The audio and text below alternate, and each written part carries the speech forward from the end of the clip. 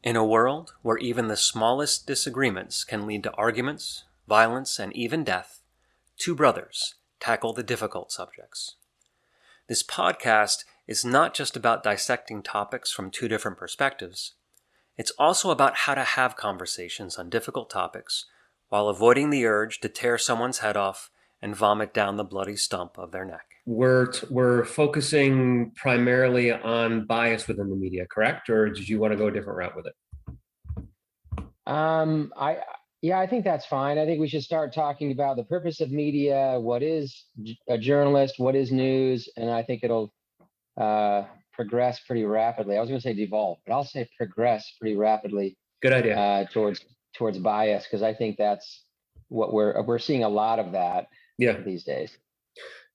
Well, then maybe before we put forth our stances, where we're standing on this, maybe we should come to an agreement on some terms.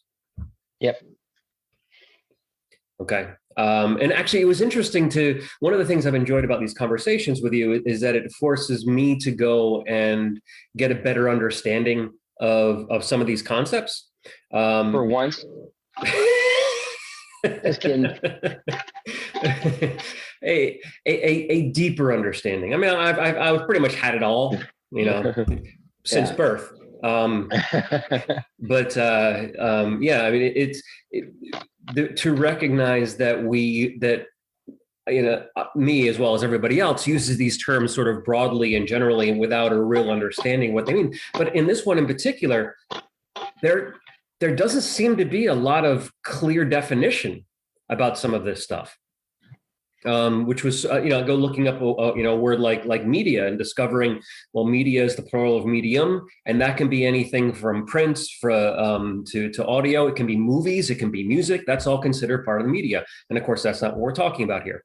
We're talking in particular about the news media, news outlets, and journalism. Would you agree? Yeah. Terms definitions that you like for any of that stuff? One I found was a journalist is an individual trained to collect, gather information in form of text, audio, or pictures, processes them to a newsworthy form, and disseminates them to the public. Okay. Which is a pretty broad one. And we should talk about whether it includes people like Joe Rogan, Jon Stewart, all sorts of people like that. It's interesting because when the Daily Show, when I first started to, become aware of it or something, and you're like, well, it's just a comedy show, but man, it seems to bridge the gap in some ways. I mean, and if you talked with what's his name? Trevor Noah. Or Jon Stewart, they'd say, well, it was a comedy show, but they're providing not just news, but commentary. Sure. And I think people, and as much as we want to say, well, it was a comedy program. I mean, Jon Stewart was attacking, and many times in a good way, the establishment. What was disappointing was it was like, to me anyway, because I think he's so talented, Jon Stewart, he was excellent. Disappointing, aside from how crass he was how you didn't have to be watching very long before you realized, oh, he's pulling for the left. Yeah. Heavily. And I thought, as funny as it was, well, it's just a comedy thing, I thought he could have provided a better service, and did provide a very good service, in the sense that he was helping people to look at these things and then calling out the absurdity of it all. Because when you look at it from just that outside perspective, or a totally different comedic perspective, you can just point out things that people are doing and saying, look how dumb this is. And it really was dumb. I think it was helpful. But to me, that was a form of journalism, not like Walter Cronkite. Exactly. Not exactly the same thing, but but I think a form of journalism. Well, I mean, since we're talking about, let's use the Jon Stewart show as an example, before we kind of dial in a little bit closer. I think that one, there's been a trend in some of these comedy-based evening shows to delve into politics, which is, I think, a new development in that programming. But I would look at it really, and Jon Stewart show in particular, as the next step in the evolution from the political cartoon, where there was a certain irreverence and also a lack of accountability, but because of the medium that they were in, they had the freedom to poke fun and, as you say, bring attention to some of the absurdities that we had in the political sphere. Almost, like a jester would back in the king's courts or in nobility's courts, where they didn't have the accountability, but they had the freedom to say things that other people couldn't say. Sometimes that's good, because they can speak their mind, they can point out things that couldn't otherwise be said. And sometimes it's bad because of that lack of accountability, or when people give them too much credit if people only go there for their news, let's say Jon Stewart, for example, then you're really getting a limited perspective on some of this. Now, you can get some insight, but their ultimate goal is to entertain. And because that's their ultimate goal, they don't have the same obligations that a journalist is supposed to have. Would you agree? It's supposed to have. Yeah, I guess. But I think then, I kind of agree, but I think we should then define what news is. Let's do that.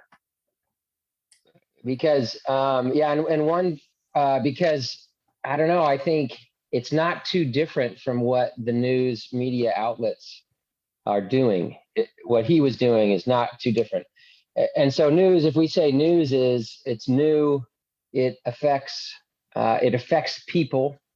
It's interesting, and on some level important, I guess.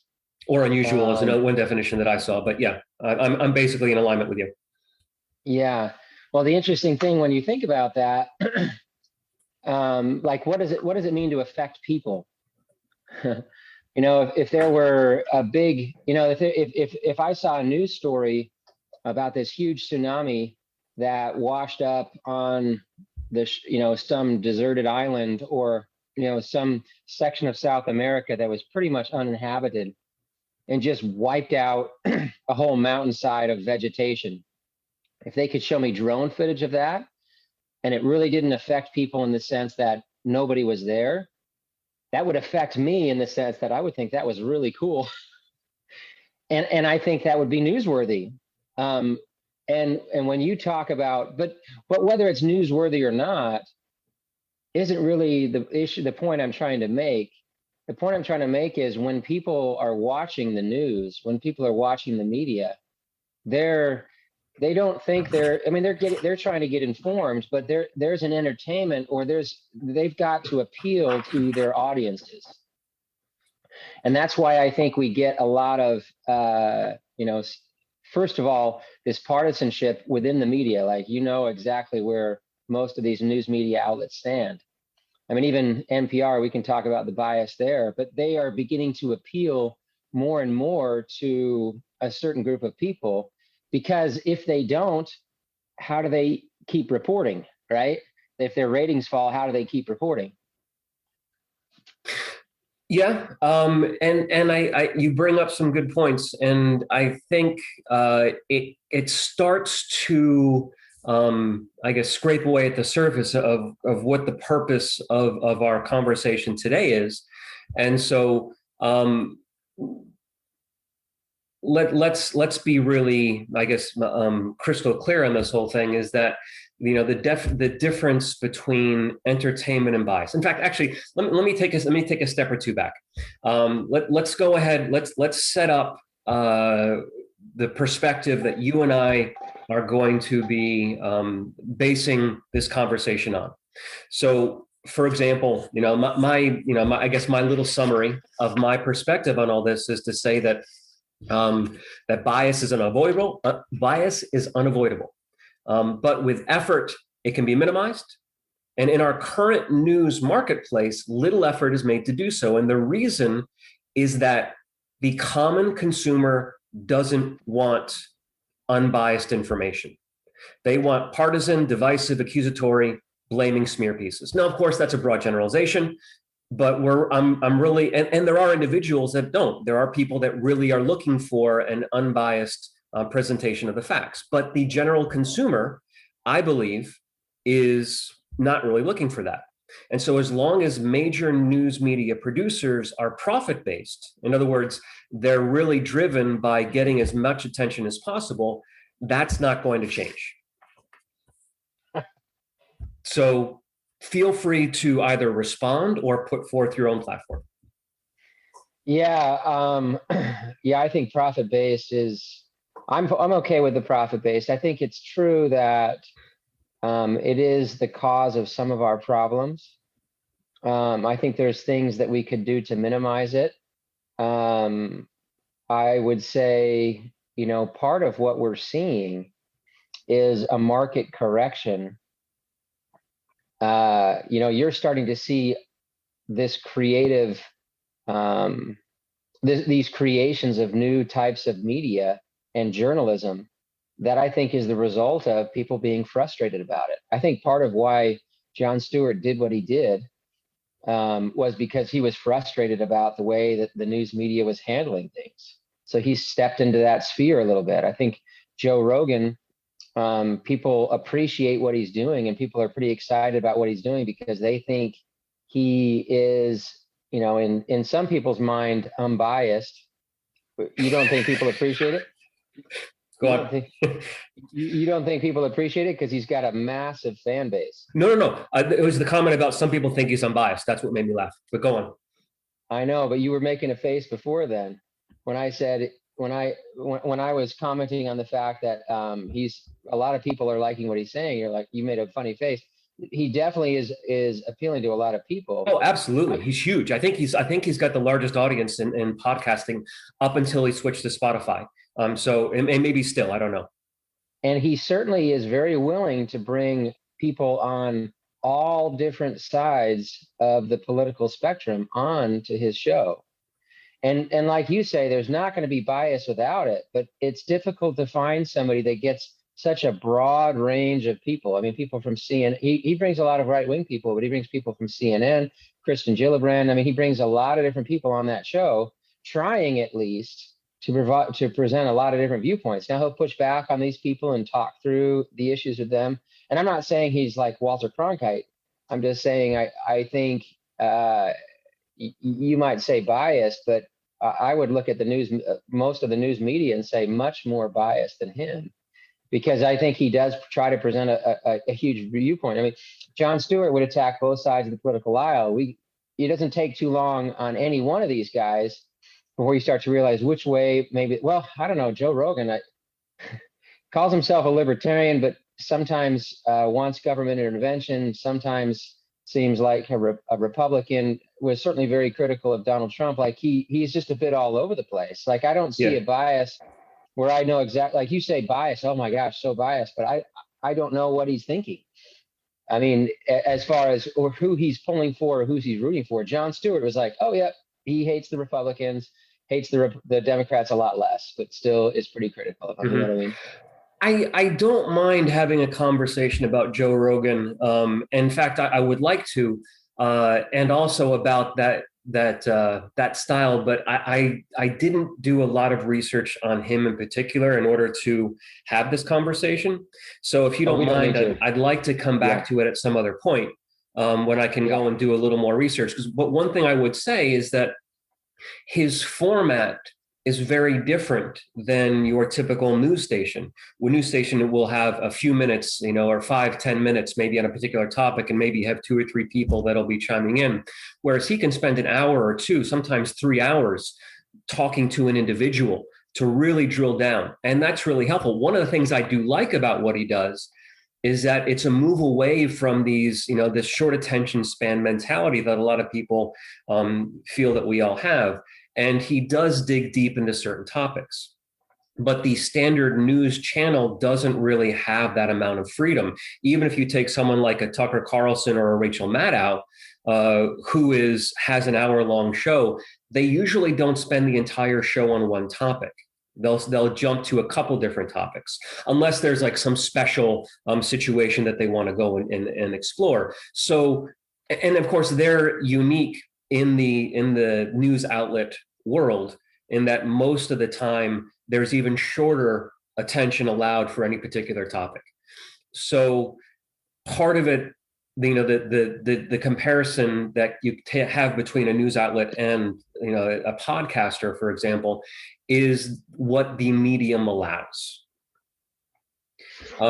He certainly covers a lot of topics. That's because he's talking with one person. They talk about a lot of different topics on each show, but sure. Yeah, there's some truth to that, and maybe that's just what people want, is they want something different, or at least some people want something different. Like, I don't want to just go and hear somebody sitting behind a desk and just telling me this happened and then this happened and this happened, but they want to really discuss about why it's happening and get to the truth, or not the truth behind it, but at least what somebody thinks the motivations or the reasoning or the underpinnings of these issues are, as opposed to just hearing, well, this happened, and then this building fell down, and then a tsunami hit, and but maybe we should spend a little bit of time talking about the bias in the media itself, because sure, even some of the discussions that you and I had over the past week, it was interesting how much media bias, when I started to look into it, how much bias you could see just in the news media, what would historically have been considered the news media, I guess. Yeah, I'm happy to do that. In fact, I think that would be a really useful way to spend our time here. Is to really focus on that bias. One of the things I ran across was, and I can't remember where I saw it, but someone was, how to identify a good media outlet, and they were focusing in this particular article that I'd read about errors and corrections. And so there were 2 points that they brought up. One was, if a reporter gets facts in a story wrong, will the news outlet investigate a complaint and publish a correction? And the second thing they brought up is, does the publication have its own code of ethics? And I think both of those speak to, they don't specifically address the bias, but the willingness to acknowledge mistakes will happen, and how will they go about addressing those mistakes. And so when I ran across that, I then started doing a little bit of looking around to see, what different of the more popular sites, what they say about it. And you'll like this one. Apparently, CNN went to court in order to keep its code of ethics hidden and secret and away from the public. So we assume they have a code of ethics that's written down and disseminated to their people, perhaps, but they don't want the public to know what that code of ethics is, which either means to me that they want the freedom to not follow it when it fits their needs, or they don't want to be held accountable to it, or maybe they don't even have a code of ethics, and that's their way to try and avoid the whole issue altogether. You had certain outlets like New York Times, Washington Post, NPR that have a code of ethics, and it's out there available for the public to see. And then you have Fox News that, as far as we know, doesn't have a code of ethics, doesn't follow any sort of guidelines whatsoever. And you go onto their website and you can't find anything related to ethics, other than the fact that they're reporting on other people's ethical issues. Brian, they're fair and balanced. Come on. That's right. It's in their tagline. That's all you need. It's their tagline. That's the code of ethics right there. Fair and balanced. Yeah, I think that's probably not a bad thing to do, but I guess I would take issue a bit. When I start to listen to those media outlets, Fox News certainly, but also just as much the New York Times, NPR. You don't have to listen very long before you start to hear the bias come out, and when it's so obvious. And so there's no attempt to try to temper it. It's, whatever they're putting down in a code of ethics, it's like, they're just writing a code of ethics, but if you're not really following it, it doesn't really matter. One example I would give, I was listening to NPR. I mean, NPR, I thought for the longest time, listen, they're a government sponsored. They're probably trying their best to stay middle of the road. Why would they be leaning one way or the other? But the more I would listen to them, I just couldn't believe the bias that comes out in some of those stories. Just as an example, there's, and I don't want to get too much, neither one of us probably wants to get too much into this particular issue because we could spend a whole podcast on it. But, they have the voting rights issues that are coming before Congress right now. Sure. Now, what I honestly believe is that whatever the correct answer is, I believe that there are a lot of people on both sides of that issue that think they're right and think the other side is wrong. But so when reporting on that story, one would presume that the reporter would say, this is the way the one side feels, and here is the way that the other side feels. But when you listen to NPR, they present it in a way that says the Democrats are trying to stop the Republicans from removing the rights of minorities to vote. And they don't say, well, but the Republicans feel this way about it. They present it from the viewpoint of the Democrats. And I wouldn't say every story, but in listening to NPR, you hear them making that point, that the Democrats are protecting the rights of minority voters, mm-hmm. which is not a fair, shall we use the word, fair and balanced way to present the news story. And now I know that if you go to Fox News, you're going to hear the other side, and they're going to be not presenting the Democrats' viewpoint. But I think that's a better, I mean, sure, a code of ethics, that sounds great, and I think it's important. But just because you've written a code of ethics doesn't mean you're going to follow it. And that was one example that I heard just recently from NPR and other news sources, that you can see them just taking the one side, because if you're a listener and you're not very well versed in this issue, and what you hear from NPR is the fact that the Democrats are trying to protect the rights of minority voters, that makes you think, oh yeah, I should support that side of this issue. I should support the Democrats. Sure. Well, and you had mentioned that you wanted to use the voting rights as an example of how bias shows up. And so in preparation for this, I went and did some of my own research. And what was interesting is that I had a really, really hard time finding anything on the right that did any sort of analysis of what was going on. I found one opinion piece on the Fox News referencing the Bill of Rights or the Voting Rights Act, but everything else was coming from the left, and so it was really hard to understand what the perspective from the right was. And when the right was reporting on it, they were primarily reporting on what was going on in the Democratic Party with respect to it, the resistance that we're getting from certain two senators that wasn't going to allow this thing to pass. But there was no real digging into the perspective from the right on that particular issue. And so it was really difficult to get a, as you say, fair and balanced. I think that's going to become our theme for this podcast today. And of course, we're always using it sarcastically, because, which is sort of ironic, because it's supposed to be what everyone's attempting to do. Yeah. Another one that was interesting, you brought up the issue over the,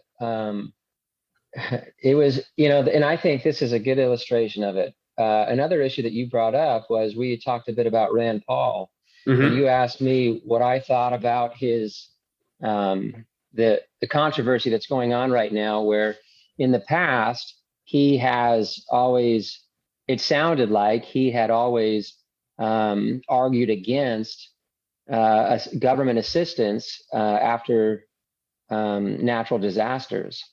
Right. And then just recently they had some tornadoes in Kentucky, and he sent a letter to President Biden asking for assistance and support. And I thought to myself, there's got to be something out there, because I mean, while I disagree with Rand Paul on a lot of things, he does seem, how shall I put this? He does seem consistent. Okay, and some people might say consistently crazy, but he does seem to be pretty consistent. So I thought, man, there must be something out there. And it was hard. I looked pretty hard I probably spent, I don't know how long I spent, but I looked at a number of different, and I'd have to read these news stories. And it's almost like they just quote each other.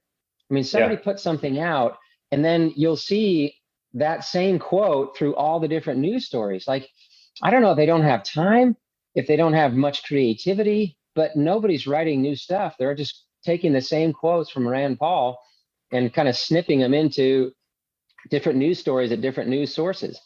But finally, and then they were saying like, oh, this is hypocritical. He, in the past, he has always argued against government assistance. And now he's saying, and some of them were kind of vilifying him and talking about how dishonest it was. And this is the reason why we should vote him out and everything. But it was interesting how many stories I had to read before I got to the answer. And I don't know how much this exonerates him, but his argument is no. And he had quotes to back it up.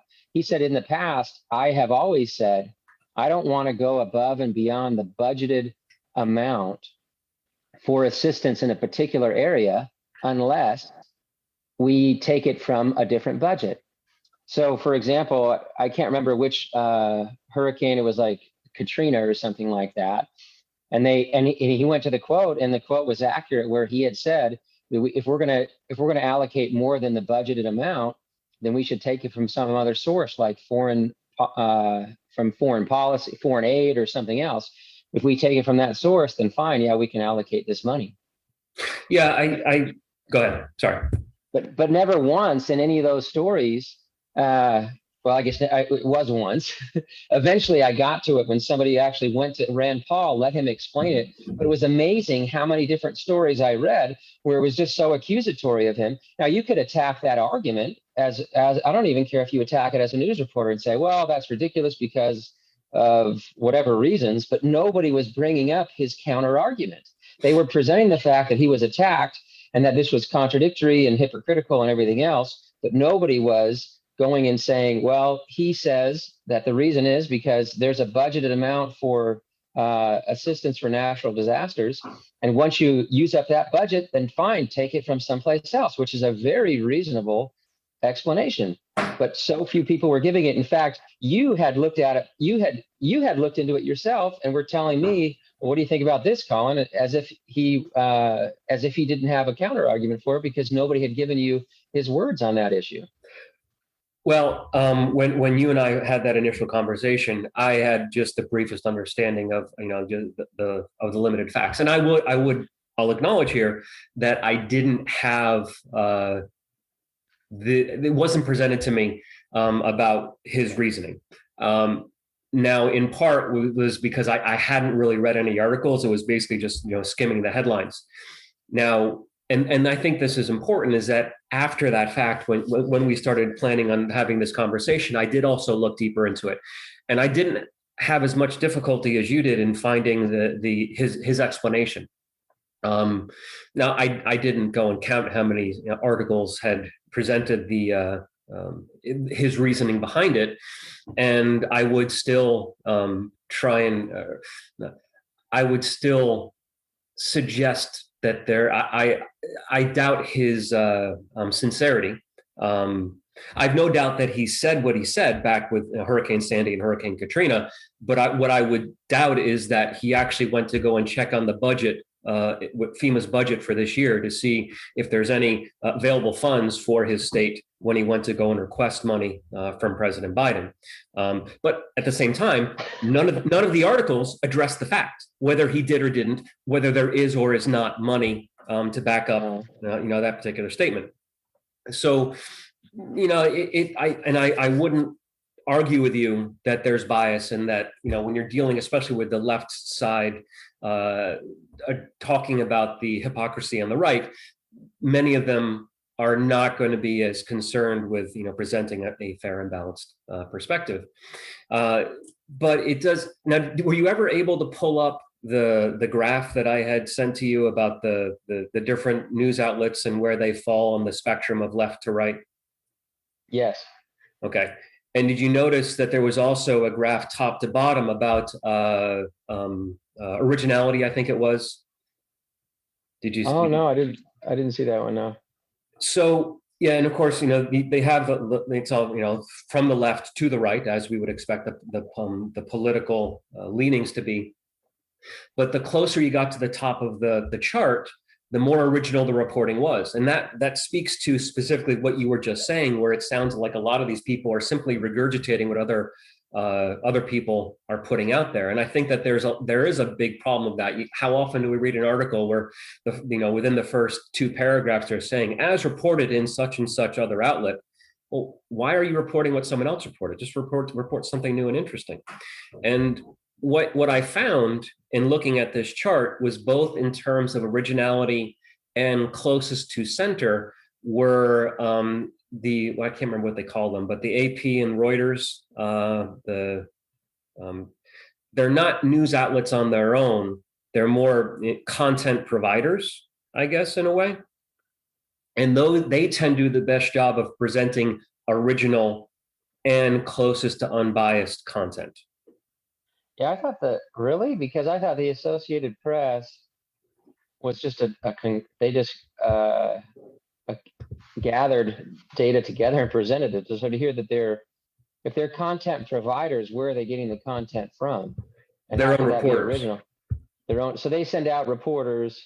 Yeah, I don't know. I guess I should have looked more at Reuters and the Associated Press. Well, and did you go through and look at how they determined how they ranked the different news outlets on that report, on that chart? No, because there were like, for example, NPR was close to center, and because I have listened to them, and like the example I gave you, it seems so one-sided. I found it hard to believe that whatever they were doing, whatever they said that their methodology was, there were so many of them that were close to center that I thought that I've heard such bias from in the past that it was difficult for me to take that. So you dismissed them. Start with, I did. I was a little bit dismissive of that chart. I'm sorry. and I thought, that was a pretty clear example of it. When you present that voting rights bill in that way, that was, I know it's just one example, but oftentimes when I'm listening to NPR, you hear just that one side. Let's say this. One good measure of it is, does anybody that think, oh my gosh, NPR is right-leaning? No. I'd be shocked if anybody said that. Of course, because they're left-leaning. Now, I mean, when like Jon Stewart, does anybody think that he's right-leaning? Nope, because he's left-leaning. Like if somebody's middle of the line, then you're going to have some people that are going to say like, oh man, I don't know, it's hard to tell, or maybe, yeah, sometimes I think they're too right-leaning. Like if you were middle of the line, then you'd have mistakes both directions. Or most people would say that you're pretty close to the middle, but there's plenty of people that think NPR is left-leaning and nobody thinks they're right-leaning. That tells me everything I need to know about them. Like that's what you get from them. Well, I mean, I'm not going to directly contradict you, but I am a little bit reluctant to take general opinion as the basis for where people, for where something stands. At the same time, if you go and look at that chart, you'll see that Fox News does reside within the box of what they call most reliable for news. And I was just now trying to pull it up to see how Fox News compares to NPR, just to see if there is a reasonable comparison. Well, aren't you arguing against yourself when you say that? No, their box I would argue, is very broad. You still want to go, as close to the center as possible. But I think that what's interesting, if you go and look at how they determine where these different outlets lie, is that they have a panel of three people. And these three people will read an article. And one of the individuals is a self-professed right-leaning, one is self-professed left-leaning, one is self-professed centered. And then they go and they decide amongst that group of three where this article lies on the spectrum, both in terms of political leaning and originality, and they give it a ranking. And they'll do that for a bunch of different articles. And then based on those articles and their rankings, they then rank the news outlet. And it's not just one group of three, there's many, many groups of three that go and determine it. But what I found interesting is that you have still humans that are determining whether something is biased or unbiased. And it does illustrate the problem that we have here, which is that it's a human perspective. No one has been able to come up with a formula or a statistical analysis that can produce that same chart. And so we're depending on people to determine for us whether something is biased or unbiased. And it illustrates the underlying problem. No, I think that's fair. Because if you think Fox News is in the most reliable area, I don't know. Like that, I think, and probably you have a bunch of right-leaning people. I mean, it's just where we find ourselves today. That there's a lot of right-leaning people that, like, I think the news stories resonate with them.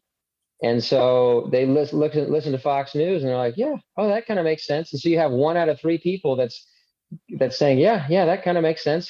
Mm-hmm. And then the other direction, you have the same thing where you have a left-leaning person that they're listening to, I don't know, NPR, CNN, Washington Post, or whatever. Oh that kind of makes sense. And so they're going to judge that as not biased. And I just don't think that's very good. Like for me, I think, I don't know. I think when I listen to any one of them, Fox News, CNN, any of these news sources, I just hear the one side. It's just one-sided. Mm-hmm. And that's just how I know. I mean, I like you said, that maybe because there's not some algorithm that somebody has created, there's just a lot of bias out there. And there's individuals like, there's certain opinion writers at the New York Times even that I think are pretty good at what they do. But overall, I think there's a real problem out there right now. And I think, there is a response to it. I think the response to it is things like The Daily Show. I think, Jon Stewart, I don't know if he was the first, but kind of the first major one that really tapped into this idea that people want something different. And they want somebody who's going to come in at this from a perspective of really trying to get to the truth of things. Joe Rogan and others like him, there's plenty on Sam Harris, there's plenty of people on both sides of the spectrum that are starting to go in a different direction and is going to give us other options. I think the market is trying to correct, and I think ultimately it will. You said earlier, you thought profit-based, that the fact that this is all profit-based is the problem. I wondered what you think the solution is. Great segue. Let's move into some solution. One of the things that always bugs me about some people when they have a conversation is they want to complain about the way things are, but they don't really think about what would be a possible solution. And so there's two, and I've given some thought to this before you and I have had this conversation. And so it's, I don't want to say like, everyone should come and listen to me because I've got the answer to all our problems, but it is something I've given thought to. And I think that we have other industries where there's been a general outcry about the behavior with the industry, and the industry has gone through and self-governed. Two examples are the realtors associations, and the other is the Motion Picture Association. where the realtors have put together, some rules that all realtors have to follow. And and by following them, you get to call yourself a member of the Realtor Association. You can use that label. And if you don't, you get kicked out. In the same way, the Motion Picture Association has put together rankings and ratings. Now, we may disagree whether, how they choose whether something is appropriate for someone under the age of 13 or not. But regardless, they have done their own. They've managed it themselves rather than looking for a government entity to manage them. And I feel like the news organization should do something similar, where if you had all these, and anybody would have the opportunity to join, from a major outlet like CNN to a blogger or a podcaster like Joe Rogan, to say, I promise to adhere to the whatever standards this organization has decided. And by doing so, they can put the seal of approval on their website and all their content, and they can say that we follow these standards. And if someone, a listener or a watcher, says, "Oh, in this particular example, I feel like they didn't," a complaint could then be filed with the watching organization, and it could be investigated, and then they have an opportunity to respond to whatever the outcome of that investigation is. But you could have people that might be kicked out or might decide they don't want to follow these guidelines put forth, and so therefore they can't use the seal in which gives them the approval. And there could be rankings within this organization. And I feel like self-governance with some agreed upon standards is the first step in dealing with this issue. Yeah, I mean, I'd be fine with that. I think, I'd be fine with that. I don't have a problem with that. And I don't know how. I'm not 100% sure it's really necessary, but if that's the route they chose to go, I'd be okay with it.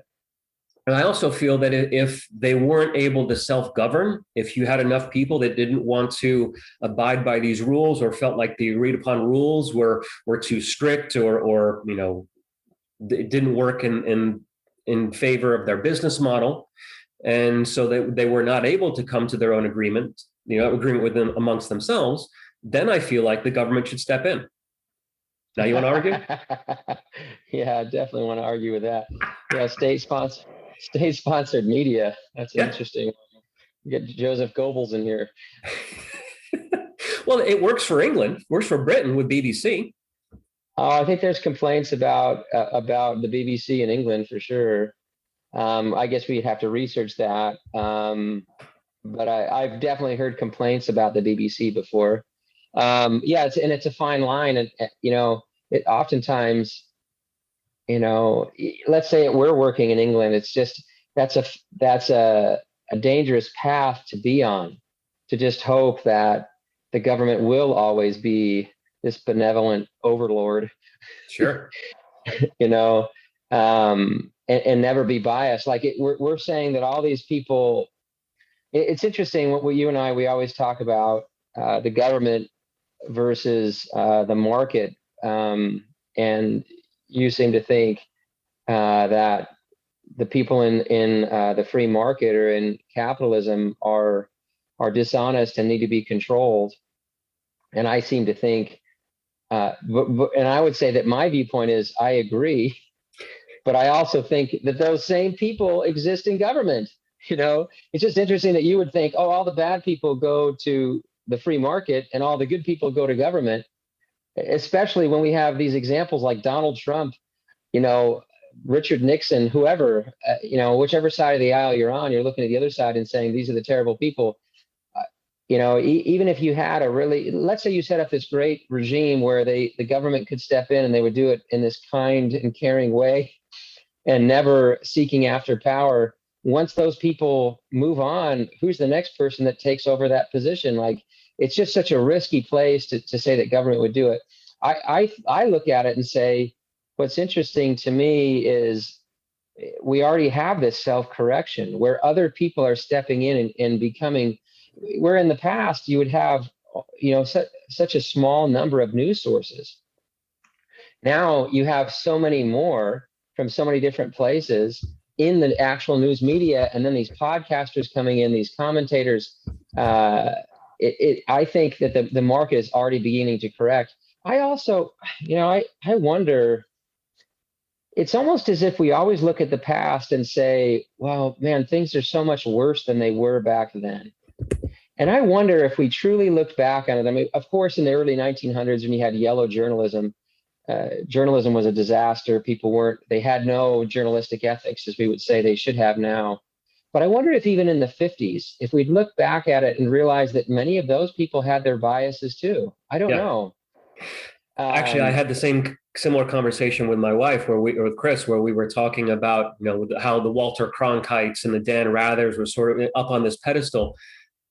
But were they? I mean, there really was no alternative to what they were saying. So we assumed that they were being honest and genuine and unbiased. But were they? I mean, were they actually questioning what was going on in the Vietnam War? Were they, before Martin Luther King came along, were they talking about how bad the segregation was in the South? So I don't know that they were really this paradigm of honesty and honor. We don't know. Yeah. So I would say maybe part of what social media is doing is maybe it's sowing some division. I think probably it is, but maybe also it's starting to cast a light on where the truth really is, and giving us, and now we're starting to see, like, who knows what will happen in the next 5, 10, 15 years as far as where we'll get our news media, our news from. But maybe they're starting to try to figure something out. There's this creative destruction where, some of these big media outlets like CNN or others are going to go away, and we'll see more of the podcasters, the bloggers, and then ultimately maybe something else that they haven't even developed yet. So I would let the market take care of itself.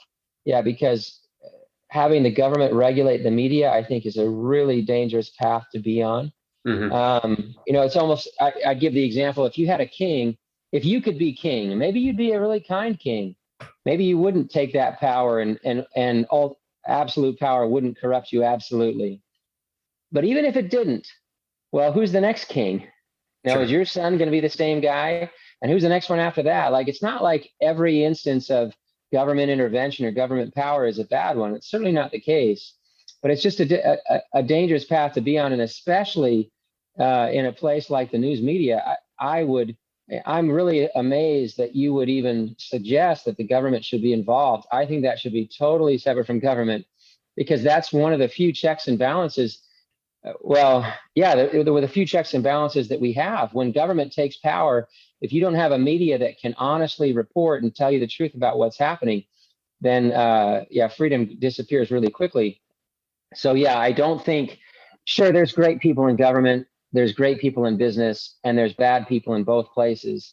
But I don't think the people in government are any better than the people in the free market. The difference is, in the free market, when somebody dislikes what you offer, it's pretty easy. You get it, especially now when there's so many news sources out there. You just get it from a different news source.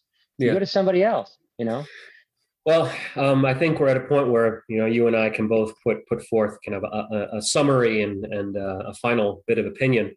And I guess it's really no surprise that you would feel that, the government oversight is a bad idea. But I just to defend myself here, or to show, my first preference is that there's self-governance, and only the government steps in as a last resort. And I feel like that should really be the standard in almost everything that we do.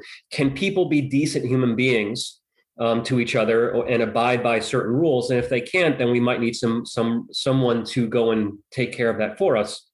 You talked about with the media, social media, that we've had this great explosion of alternatives. And not only do we have people trying to seek the center, but we also have people that are going further and further to the fringes. You have the One American News on the right. You have the who was it on the left? Daily Beast, and there was another. Huffington Post. Huffington Post on the left. So, and people don't always act in their best interest by saying, what is the most unbiased information I can get?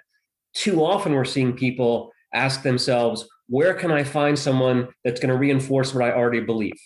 And so, and I'm not saying that if they were given the opportunity, they wouldn't seek the center, but I'm saying it's hard to discern where that center is. And that comes back to the idea of some sort of oversight, whether it's self-regulated or government regulated, to allow certain standards to be put into place.